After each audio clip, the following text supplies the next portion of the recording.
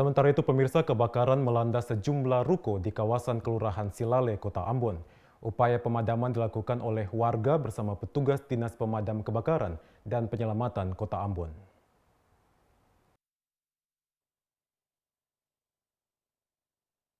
Sejumlah bangunan atau ruko di Kelurahan Silale, Kecamatan Nusa Nue, Kota Ambon dilahap si jago merah Minggu sore.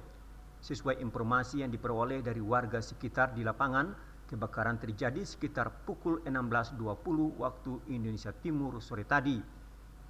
Diduga api berawal dari adanya hubungan arus pendek listrik dari rumah makan Padang. Salah satu bangunan yang ikut terbakar adalah Sekretariat DPD Partai Berkarya Provinsi Maluku.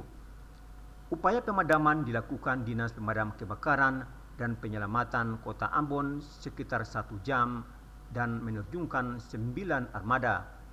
Jam 16.35 ya, 16.35 itu panggilan yang sampai di Dinas Damkar.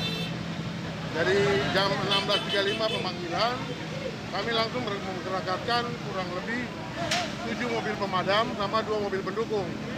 Ya, 7 mobil pemadam sama 2 mobil pendukung itu mobil tangki yang melakukan proses pemadaman di areal Jalan Sultan Babula ini. Di tiga api. Ya, Yang terbakar. yang terbakar ini sampai dengan saat ini yang kita semua lihat di belakang ini ada 3 bangunan, ya 3 bangunan dengan kerusakan bervariasi. Ya, ada yang sedikit parah, ada yang parah sekali. Jadi itu kondisinya memang ini karena bangunan semi permanen. Jadi proses kebakarannya juga cukup cepat karena ini orang Ambon bilang rumah kancing ya.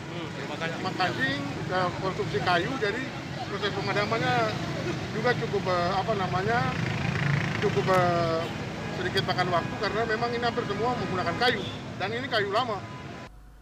Petugas menghadapi hambatan, pasalnya api kian membesar karena 4 bangunan yang berdempetan dan terbuat dari triplex hingga mudah terbakar.